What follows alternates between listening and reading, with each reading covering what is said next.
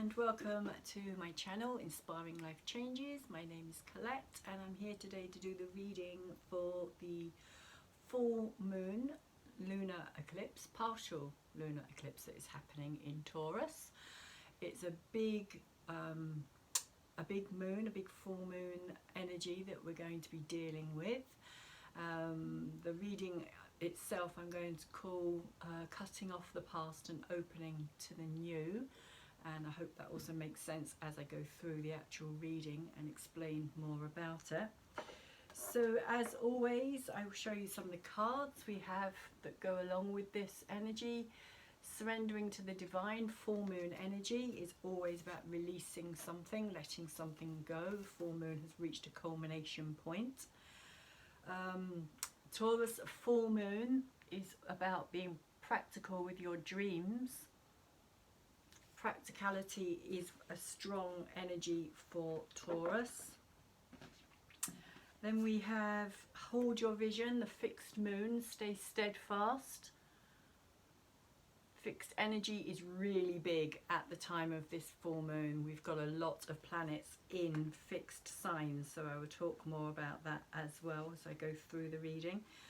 But we have, of course, a full moon eclipse, which is saying conclusions are within reach. So something is going to reach a point of conclusion for us at this time. And the full moon energy eclipse itself is happening because it's right next to the North Node, and the North Node is about stepping out of our comfort zone. It is our destiny. It is where our attention and our focus is at this time. It is in Gemini, so it's also about being careful about what you're thinking about. Be aware of where you're placing your attention at this time. But again, I will talk more about this as I go through my actual reading. So once again, the divine masculine sun energy is opposing the divine feminine moon energy during the time of the full moon. So this full moon partial lunar eclipse, and it's a partial lunar eclipse, even though I'm hearing different kind of stories about it, in the sense of some people are saying that it's going to be like 99% almost a full lunar eclipse. It is going to be almost a full lunar eclipse. Some people are saying 97% as well. Not everybody is going to be able to see the lunar eclipse, but it is mostly going to be covered because the moon is at apogee, which means it's the furthest point away from the Earth. So the shadow is going to more or less completely cover it, and that is also due to where the moon's nodes are as well, but I will also talk about that in more depth. So it is taking place in the fixed earth sign of Taurus at 27 degrees 14 minutes on the 19th of November 2021. It will be occurring at 8:57 hours UK time, and it will be different for other parts of the world, so check out your own time zone. Once again, this full moon will be extending into the sign that comes after it. So if you have any planets or points between the 22 to 29 degrees 59 minutes of Taurus, or the 0 to 02 degrees of Gemini, you will be feeling affected most intensely by this full moon lunar eclipse. Powerful energy surge. So the same will apply to those who have anything at the same degrees of the opposing sign of Scorpio and into the early degrees of Sagittarius. You can also include the other fixed energy signs here for Leo into early Virgo, along with Aquarius into early Pisces. Wherever the 27 degree of Taurus falls for you in regard to your house placement will be where this energy will manifest over the coming few months. For all signs as a collective, this will affect us in the second house energy of Taurus. And if you don't know your own charts, there will be a free natal link in the description box down below for you to go and check that out for yourselves. So the second house being the first of the 3 earth signs, relates to our body. It is very much the physical side of who we are. It's our personal senses and how these senses make us feel. Taurus rules all the senses. It's known as the Garden of Eden, and it is the food we eat, the clothes we wear, the sensations we feel, the home we live in, the music we listen to, the books we read, the media we watch. It is also what makes us feel safe and secure, what we own, what we value in our lives, what we give our time and energy to in order for us to feel good, content and happy in our environment. For this reason, the second house also covers our personal finances, as well as the world of banking, agriculture, the food industry, stock markets, the art world, Mother Earth herself, the goddess Gaia, the climate, earthquakes and volcanoes. These are all things that are going to be highlighted under this full moon lunar eclipse. And therefore these are the places to look, as we can expect to see some major changes occurring in these sectors. This is particularly so as retrograde Uranus is still going back over the ground he covered from the 3rd of May, when he went into his shadow period at 10 degrees 49. He has now only just reached 12 degrees 11 of Taurus. Uranus is changing the way we look at and respond to our values and all the things we believe bring us safety and security. And more importantly, why do we believe these values we have established? Uranus still has a way to go before he stations direct in January. In the meantime, though, he's still playing a major role with the chaotic, stormy, ever-shifting energy we are going through right now. This full moon lunar eclipse will just accelerate all of this, as it is also square to Jupiter at 24 degrees in Aquarius, magnifying the process for the collective energies. So this full moon lunar eclipse is going to be more or less fully covered. Even though it is being called a partial eclipse, the moon's north node is at 01 degrees 47 in Gemini, and it is falling within that 2 degrees early part of Gemini, enough for it to almost be completely covered.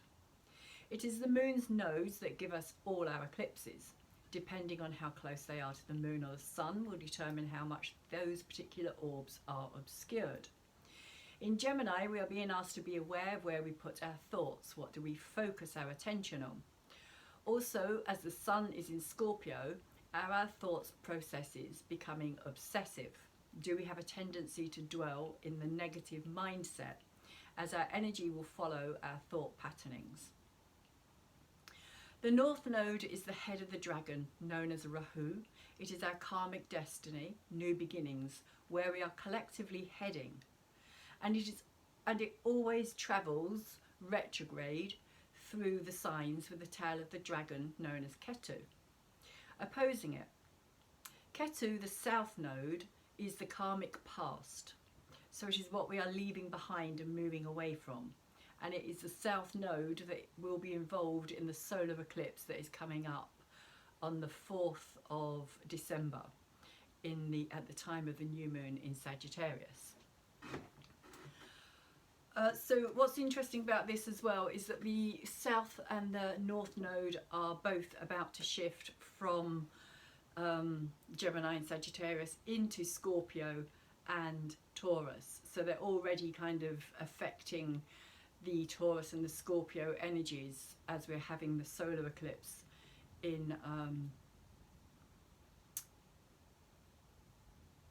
so we're having the this lunar eclipse is taking place in Taurus, and the kind of lunar eclipse, or the eclipse season, if you like, the cycle of the eclipse really started back when we had the new moon take place in Scorpio a wee while back. So that was really when it started, and that is kind of the energies that we are going to be focusing on after January, when these nodes shift from where they are now. So this is kind of a taster, if you like, of what's to come for the next 18 months. And interestingly as well, the eclipses themselves move in 18-year cycles as well. So you may want to look back at the last, like what was happening for you in 2003 when the last eclipse was taking place in Taurus, and also the 18 years before that as well. You can go back, so like 2003, 1995, etc. So it gives you some kind of understanding of what that energy is about and how it's going to affect you this eclipse coming up as well. And that is also going to be the same for the solar eclipse as well.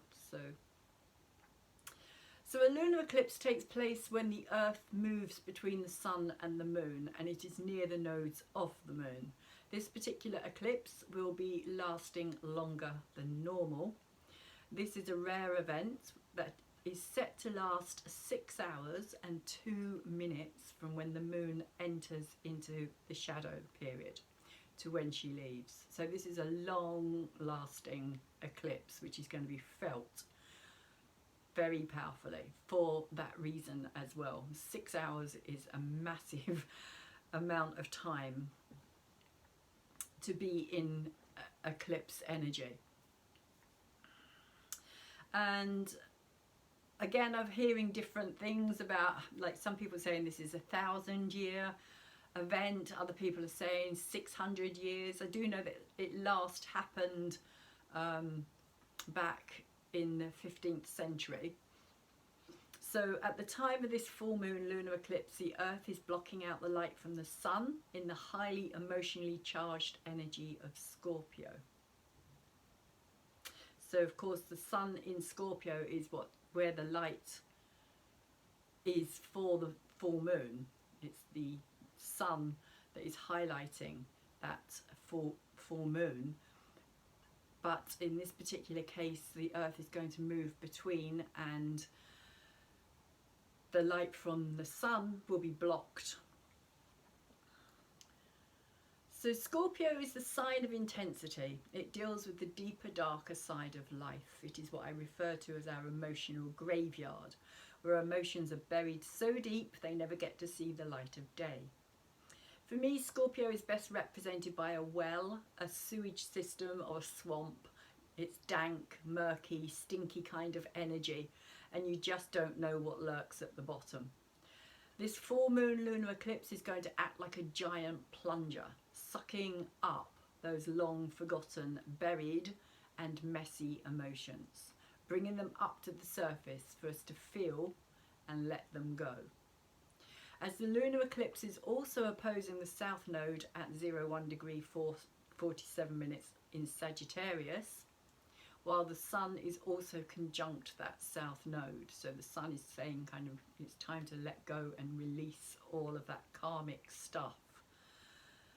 And that's on a collective scale as well. At this time, we are really being kind of forced to look at our history in many ways as well. Emotional history, trauma, the things that we've kind of done to each other over this historic period of time as well. Interestingly, the eclipse going back to that kind of period of history as well, for me, kind of brings in that whole extension of that history that we need to remove and to let go and release ourselves from, because that is generational as well. So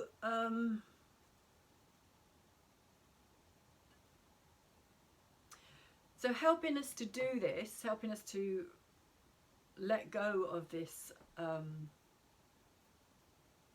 this emotion that we're going to be experiencing, and also helping us to kind of look at it and to face it in the first place, we have Mars, who is also in Scorpio at 13 degrees and 23 minutes. And he is encouraging us to face our fears, to be brave and tap into our courage. Mars is no longer conjunct the Sun. Instead, he has been replaced by Mercury. at 21 degrees 36. So Mercury is now conjunct the Sun, who's also, just like the Sun, opposing this full moon lunar eclipse and squaring Jupiter at 24 degrees Aquarius. He's trine to Neptune at 20 degrees 26, so this is both the Sun and Mercury. And he is also trine to Neptune 20 degrees 26 of Pisces, and he's sextile Pluto at 24 degrees 46 as well. So Mercury in Scorpio is the detective. He will dive deep beneath the surface to see what is hiding, what is being kept in the dark. And the Sun is going to shine his light into all those dark corners, and he has been doing so since he entered into Scorpio. And it's almost like this is kind of like the culmination point of everything that has kind of been being kind of looked at and researched within us in a way. The kind of going deeply into the emotional body, if you like, to see what is holding us back, what is stopping us from being able to move forward in our lives, what we're holding on to, the past energy that we're still holding on to that we need to let go of. The Sun and Mercury have been working together to do so, and it's also why on the world stage at this time there's a lot of things to do with things being brought to the surface and communication, the media. So and as much as these things come to the surface, there's also things kind of being pushed back down as well, or hidden, obscured, things that certain people or certain elements don't want to come out into the open, because if it does, it would cause serious problems for them as well. So there's a lot of secretive, the Scorpio energy, the Scorpio domain, if you like, is very secretive in itself. It's very private.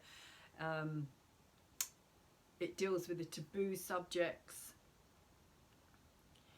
And of course the Scorpio, or the Scorpion, also has a powerful sting in its tail as well. And so at the time of this full moon in Taurus, it's time to reveal what has been discovered. Jupiter is seeking the truth for the people, as he's also square with the full moon, which is going to put a huge emphasis, an even bigger emphasis on an even bigger lunar eclipse energy as it is. So it's really magnifying all of that energy is going to be hugely magnified. And Mercury opposing the lunar eclipse is also going to be playing a major part with information coming out of the depths, along with secrets, sexual scandals, media, communication, education, and stories around children.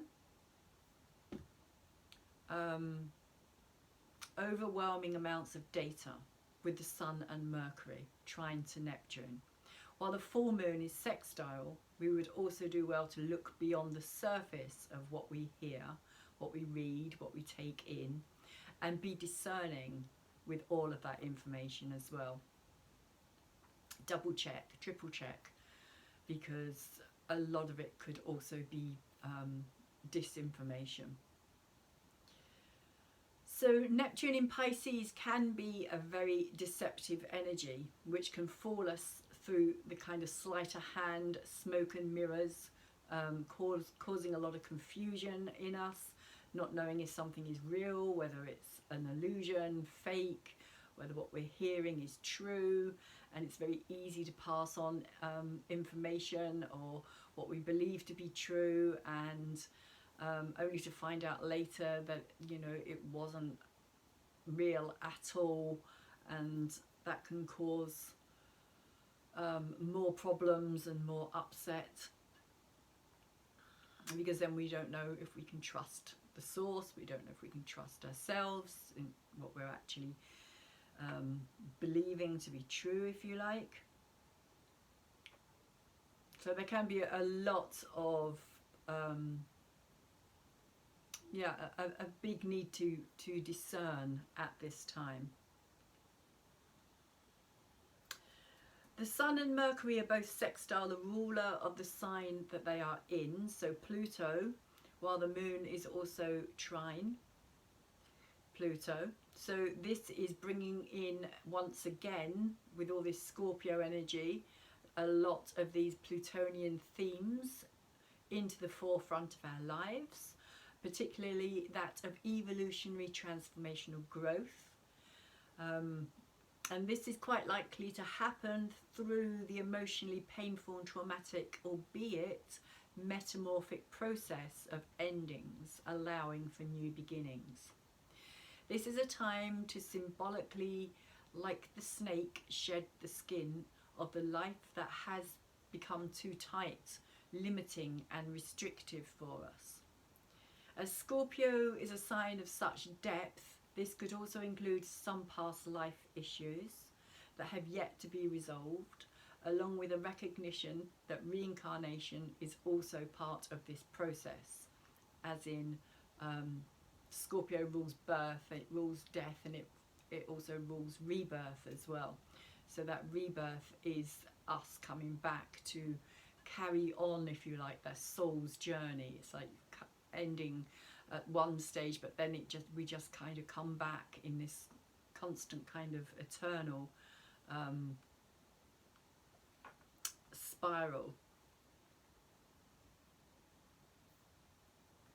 of growth and learning, the learning process. So eclipses always jumpstart things in our lives. If we have wandered off track, they can get us back on, or shift us forward to a totally new and different direction. This is a lunar eclipse that is going to take us on a deep dive into the emotional realm. We're going to be experiencing this when the earth passes between our divine masculine and divine feminine aspects of ourselves.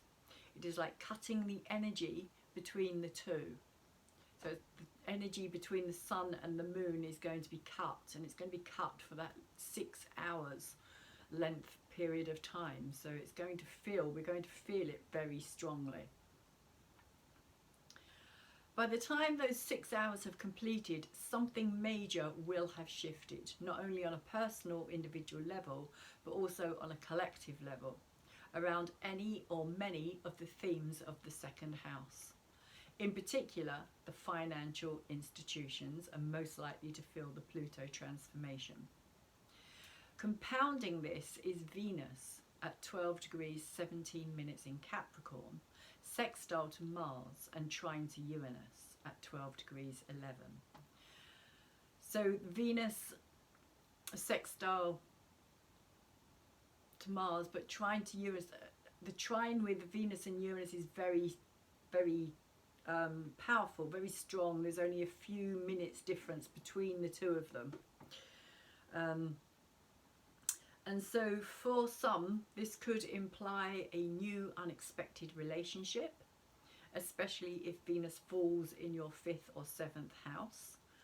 However, as Venus is the ruler of the second house, Venus rules Taurus energy, it is most likely we will see this as shockwaves, volatile earthquakes and shifting ground within both the banking systems and our personal financial wealth. But it could also affect relationships as well. And that doesn't necessarily have to just be if your Venus is in your 5th or 7th house. Relationships could be affected by this. There could be sudden changes of being in a relationship. Either you are in a relationship and you may at the end of this not be in a relationship, or it could work in the other way. Uranus has a habit of doing the unexpected, so That's really the key phrase with Uranus, is expect the unexpected. And Uranus is very strongly aspected during this energy. So at this full moon in Taurus lunar eclipse, we have a large preponderance of fixed energy. And this is due to 7 out of 10 planets all sitting in fixed signs. 4 of these are our interpersonal, more direct affecting planets, the moon in Taurus, the sun, Mercury and Mars, all in Scorpio. The other 3 are all outer generational planets that affect the collective over a longer period of time. Uranus in Taurus and both Saturn and Jupiter in Aquarius. This is a lot of fixed energy to be experiencing all at one time. Fixed energy can make things feel really heavy, like being stuck in concrete. Nothing seems to change or to flow easily.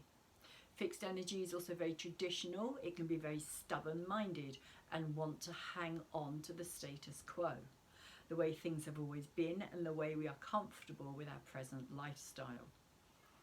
On another level, fixed energy can help us ground ourselves and not get too carried away. It can be a stabilizing, steadfast energy, as well as helping us to push through and get things done with determination. So fixed energy can work in both ways, and the fixed signs like to have things a certain way. They know what they like. They like that predictability. And Uranus in Taurus, where this lunar eclipse is taking place, there is no certainty of anything. So it could literally feel, for the fixed signs especially, like having the rug kind of pulled out from under your feet at this time as well. And just kind of like where you thought you were heading could change completely. So just be aware of that possibility. So magnifying this fixed energy even more is the T-square being made by Jupiter at 24 degrees Aquarius, as he's being squared, as I previously mentioned, by both our divine masculine sun energy and our divine feminine moon energy. So that is making this powerful T-square between the sun, the moon and Jupiter. The sun in Scorpio, moon in Taurus and Jupiter in Aquarius. And the focus point, so it's like a trine of energies in a way. Although it's square, you can draw a triangle to kind of to show where that focus point is, and that focus point is going to be Jupiter in Aquarius. So it's very much about people as well. Aquarius, social energy, friendships, networking,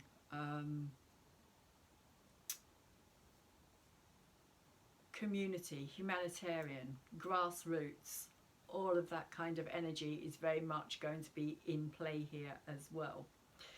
And all of that energy is going to be very much magnified by this fact that Jupiter is the focus at the time of this powerful lunar eclipse. So it is all about the collective.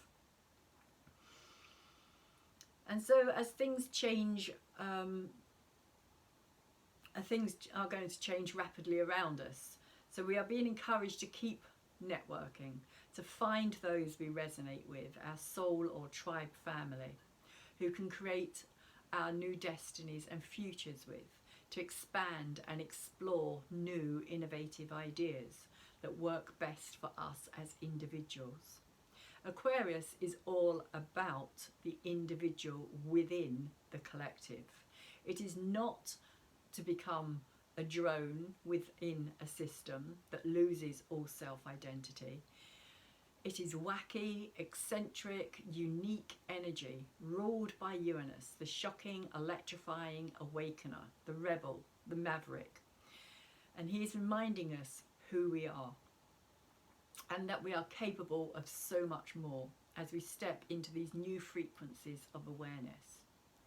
Aquarius is also a sign of unity, of uniting for the better good, but it is also ruled originally by Saturn, hence the great dividing energy of the old and the new, with the North Node being the reason for this lunar eclipse.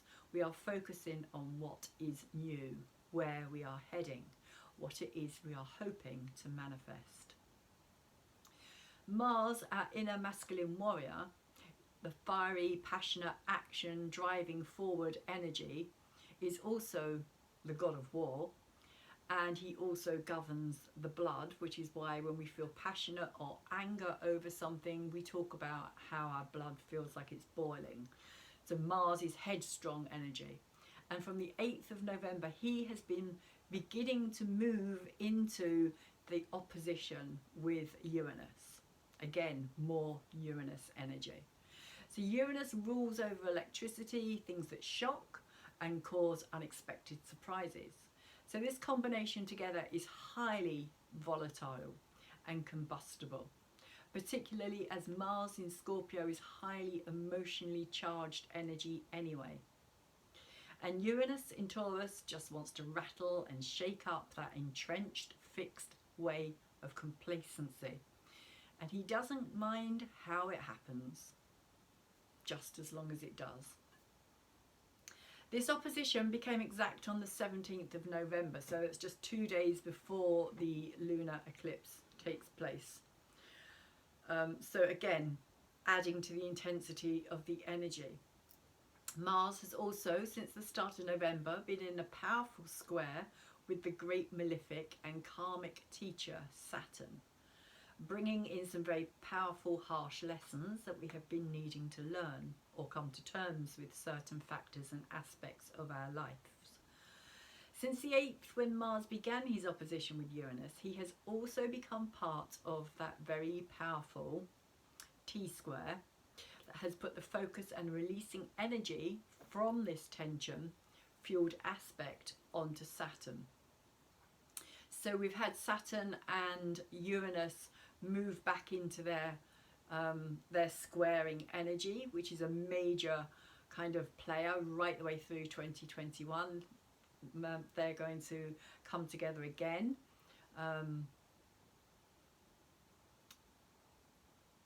In December, sorry, I'm just looking at what I have written because I'll probably end up repeating it again. But basically they are coming together again as Uranus is still retrograde, so he's moving backwards to meet up with Saturn, who is moving forward, and they are going to become square in December, which is going to be the third and the last time. So this powerful combination of these two giant energies has been taking place on and off throughout the whole of 2021. And it is also going to more or less throughout the whole. I mean, there has been times where they've kind of come apart, but only for very short periods of time, and they've come back together again. We did get a bit of a reprieve from, I think, through September, maybe started up again around about October.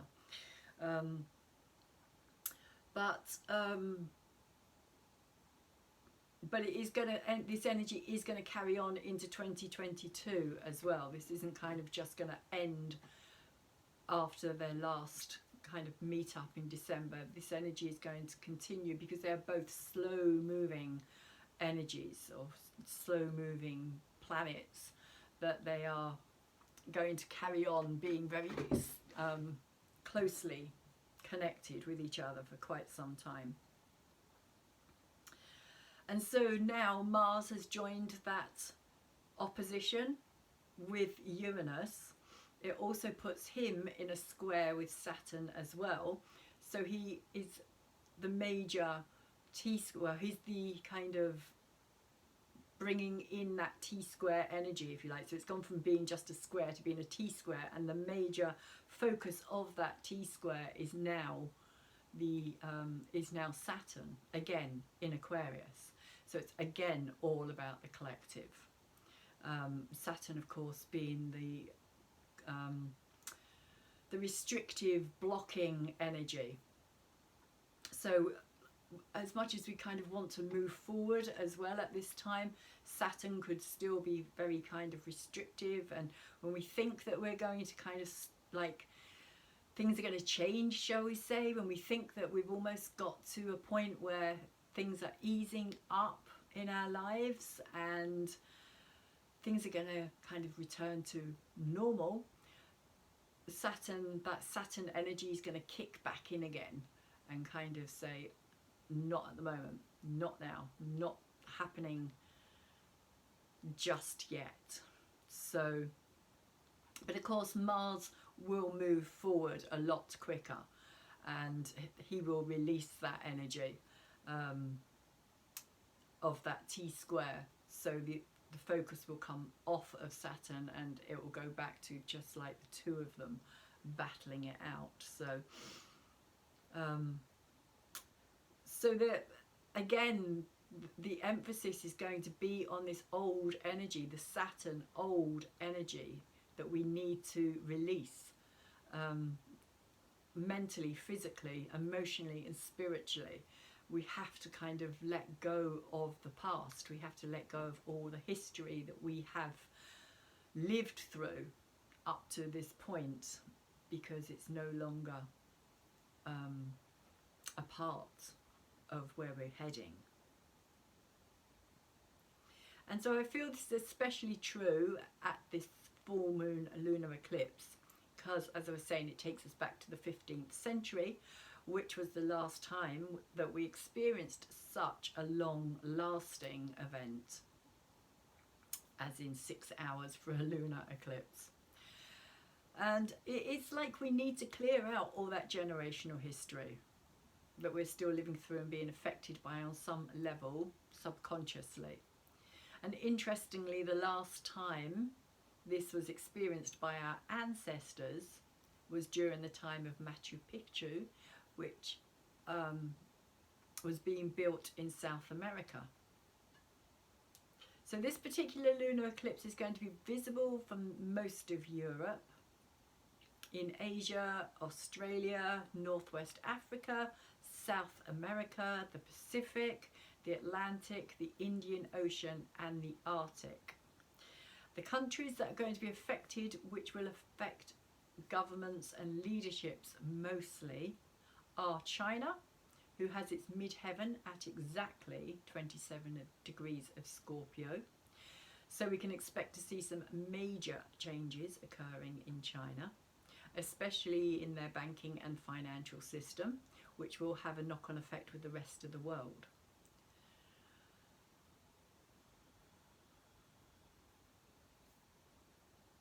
Israel is another country which will feel this strongly, as it has its midheaven at 29 degrees of Scorpio, which is the critical anaretic degree of any sign. So that's a really interesting place to have the midheaven in itself, at that anaretic critical sign, and kind of on some level kind of makes sense that it should be there at that point in that sign of Scorpio as well.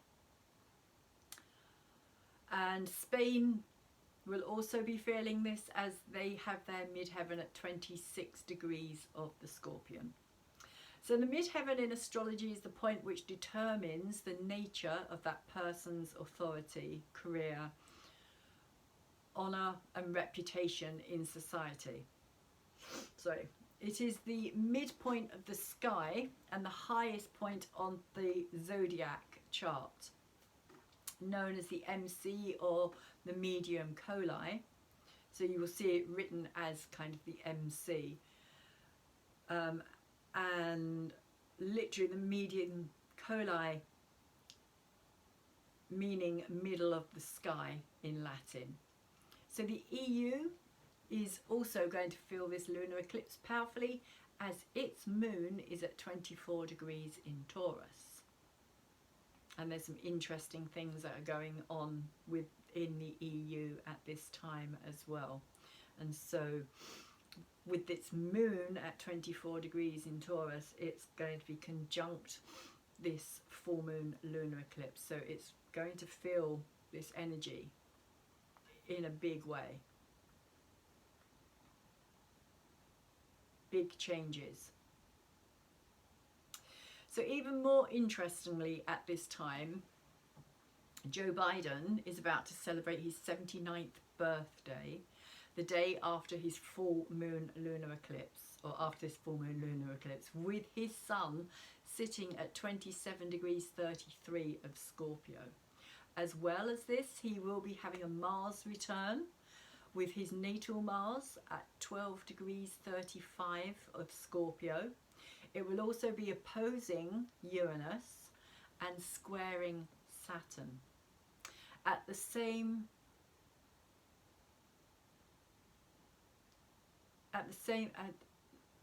So his natal Mercury is also having its return as well. So he's got both Mercury and Mars having their natal returns at the same time of this major lunar eclipse.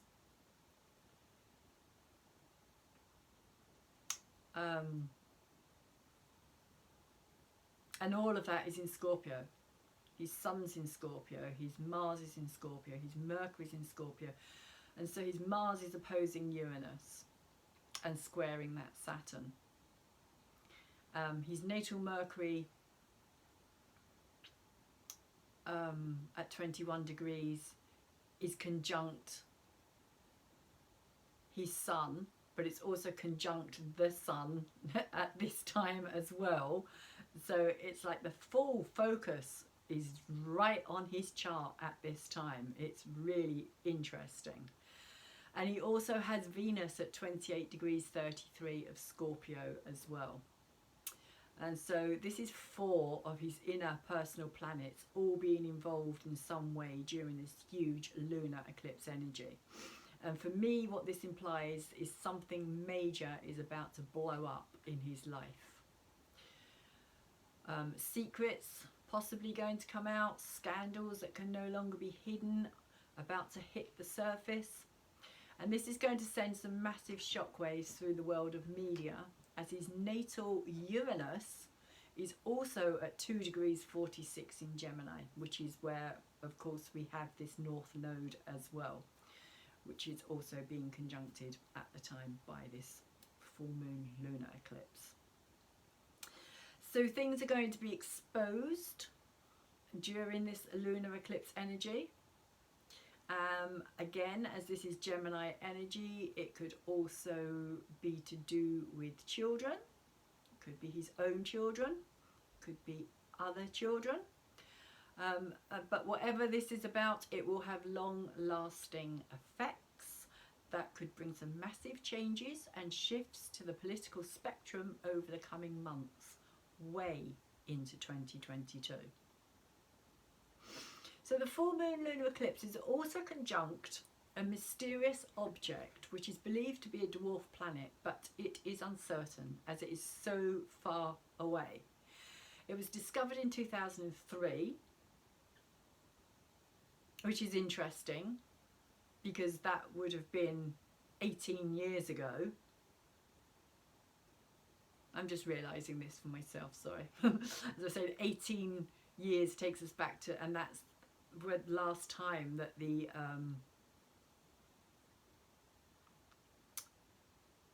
lunar eclipse took place in Taurus. So that's another fascinating synchronicity. So this unusual object has an elliptical orbit of roughly 11,500 years, and it goes so far out that she communicates with the other star systems, and it's way out beyond our own star systems, way out.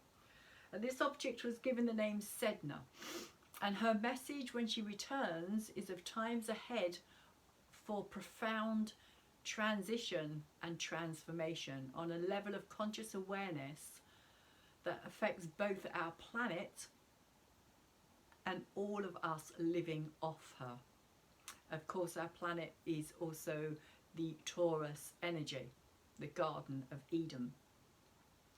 Sedna is the marker halfway through our precessional cycle as well as the ending of one and beginning of times of another,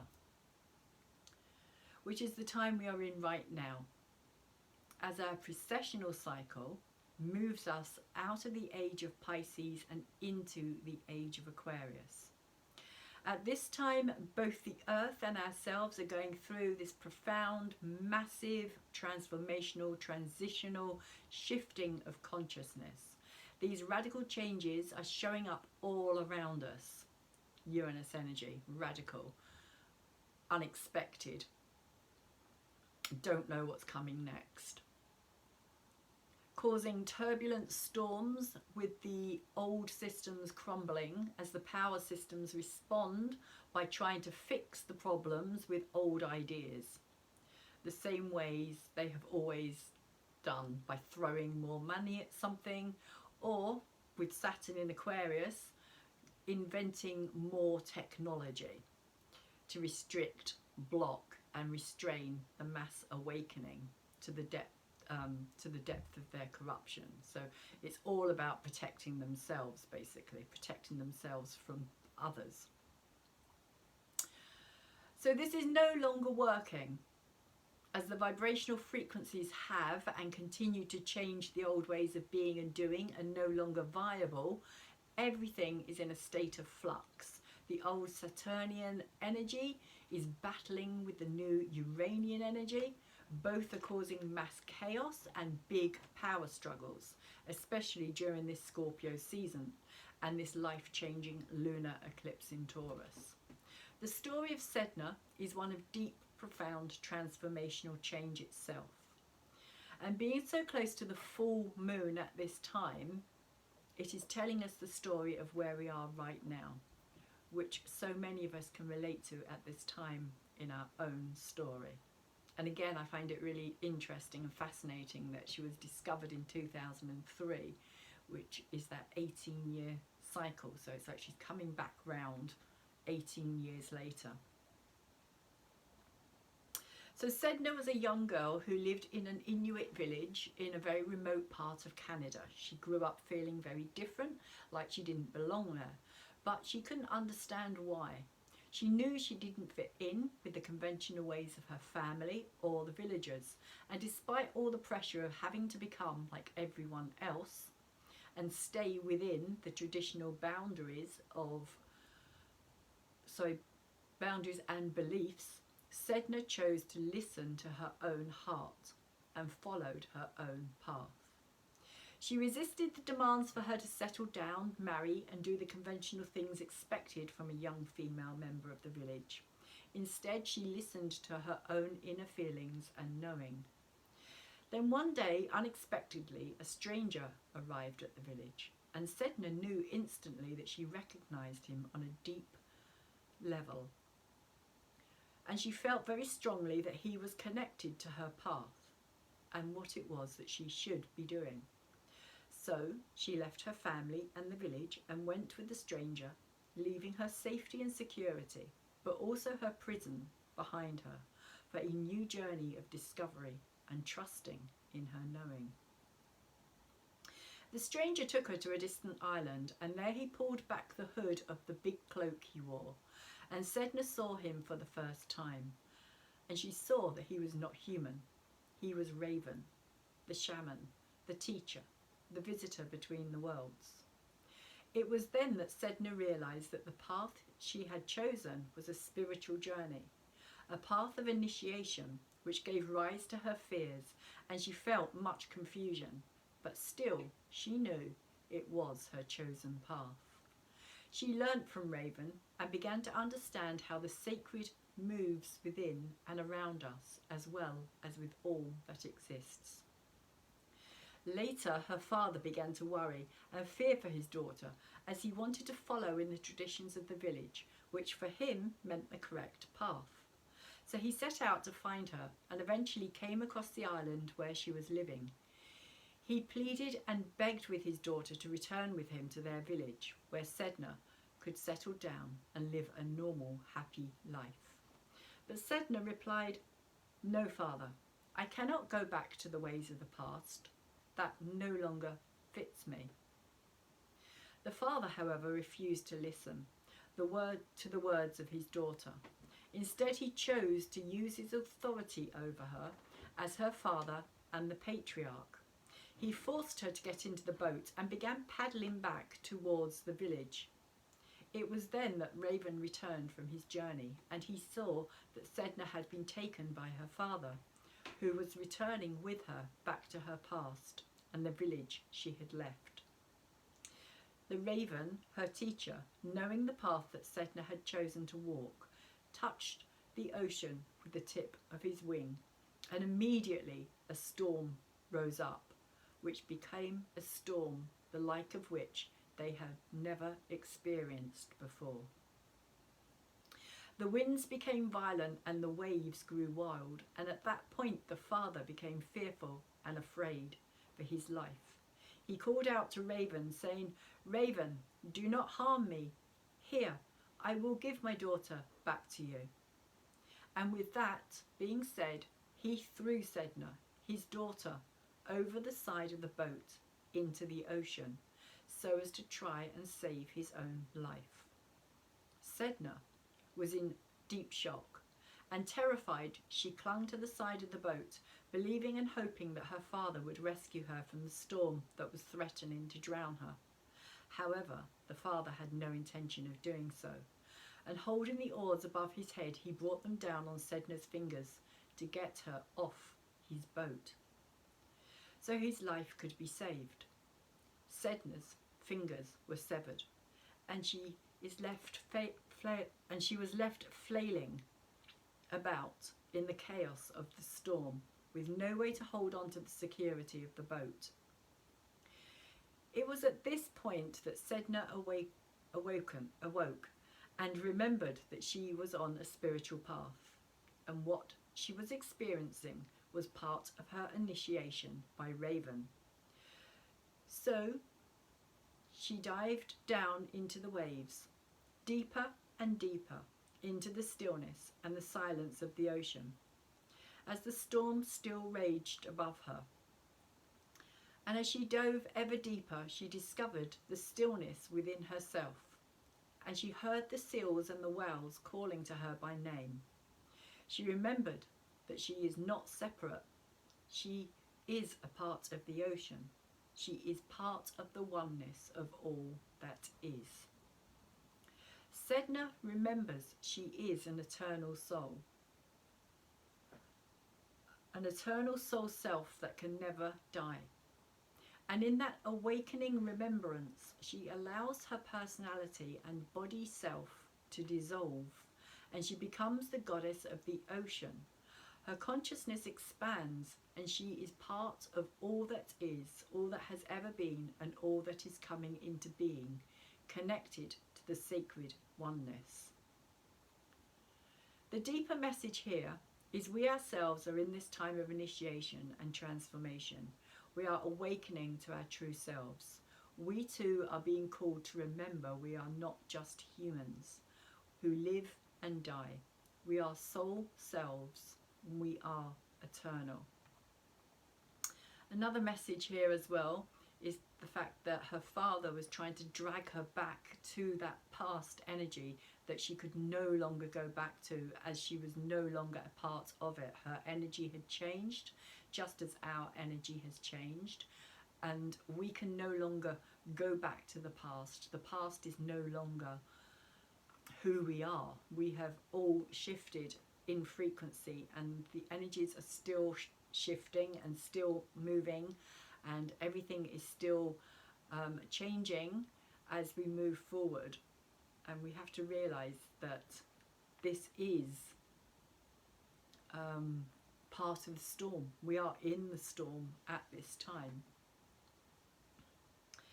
But also, if we can go into internally within, into our eternal soul self, we will realize that we have always been a part of all of what there is and what has always been, and that there is no separation, and that really is part of the collective message at this time.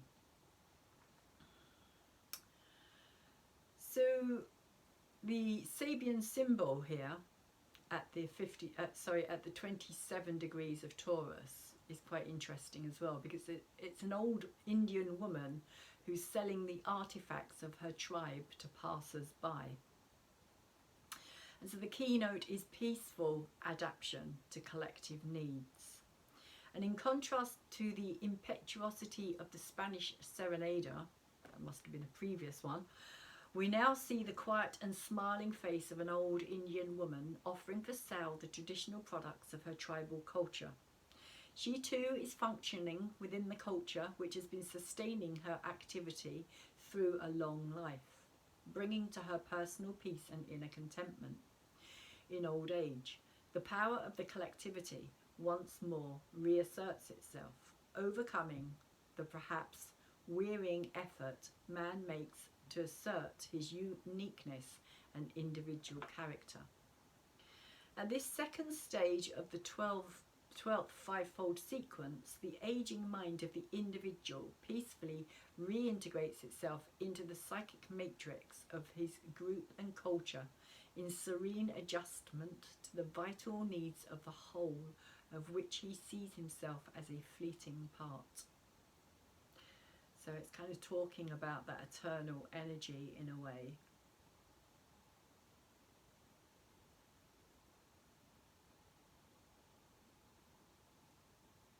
And the collective whole, the wholeness, and the kind of realization of not being separate.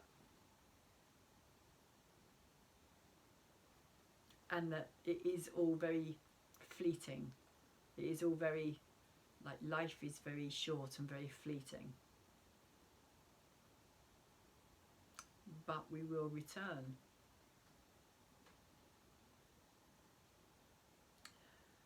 And so the 27 stage of Scorpio, or 27 degrees of Scorpio, is a military band marching noisily on through the city streets. And the keynote is the aggressive glorification of cultural values. And so every cultural social collectivity, sooner or later, tries to impress the value of its achievements forcibly and noisily upon all those who belong to it, as well as upon foreign onlookers. At the individual mental level, the member of such a collectivity swells with pride and excitement when a display of the excellence of that in which his consciousness and personality are deeply rooted is publicly affirmed. Thus, the feeling of social unity binds the individuals of a culture through collective pride. And so the second stage symbol contrasts sharply with the first one. Our aggressive, tense, domineering Western civilization is indeed in opposition to the natural spontaneity and instinctive adjustment to nature of tribal societies, which is interesting how these two seem to go together, with the main word in the first one, in the 27 degrees of Taurus, being adjustment. And the key word in the last one is pomp. So it's kind of that Western way of doing things, as opposed to the more natural, indigenous understanding of how life is and what life is really about, which is kind of talking about the shaman and the raven energy within the Sedna story as well, and how the father kind of tried to return Sedna, but he was also willing to give her up just as quickly when it came to saving his own life, and taking care of himself. So that message kind of is reflective on some level of what is going on around us at this time as well, of how we can't expect the patriarchy or the father energy to save us, as everything has changed.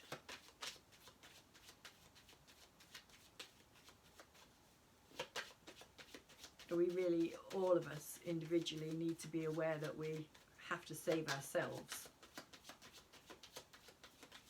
and be responsible for our actions, our own personal actions here. So very quickly, I'm going to pull a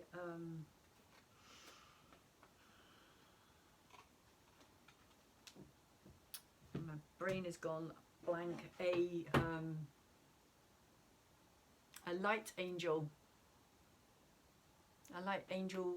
messenger card, and we get communication, and it says the angels remind you that being spiritual is about being genuine and honest. When you speak from the heart, others feel the resonance of truth and trust you.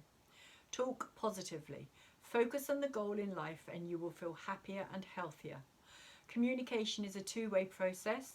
Listen with interest and respond openly. This will improve all relationships. Communicate constantly with source,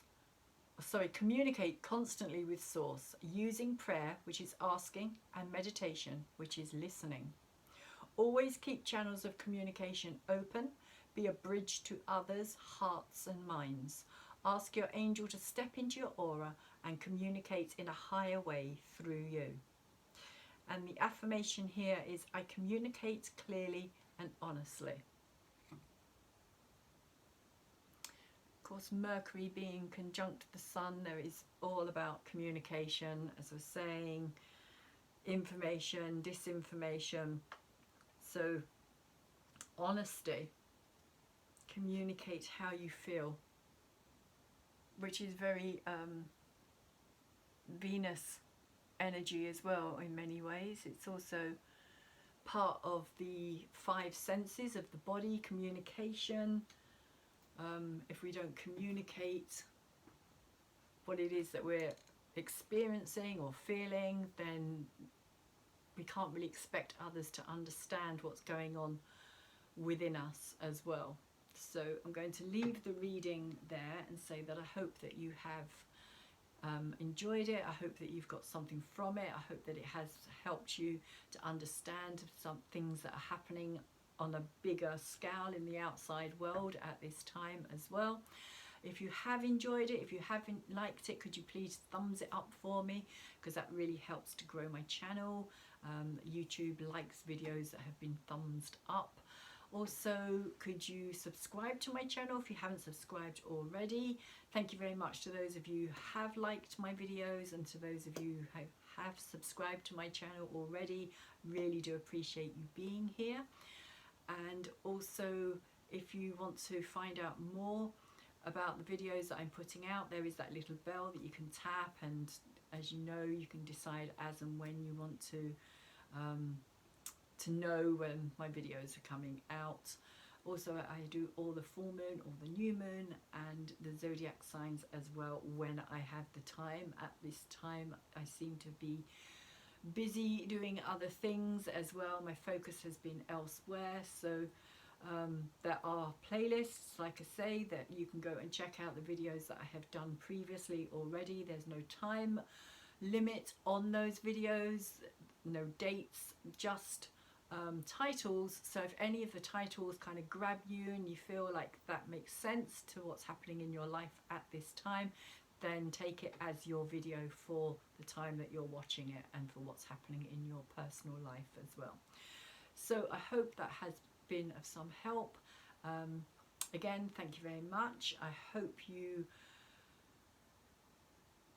what's the word I'm trying to think of here, orienteer through this full moon in Taurus lunar eclipse energy with grace and with strength and determination, and keep on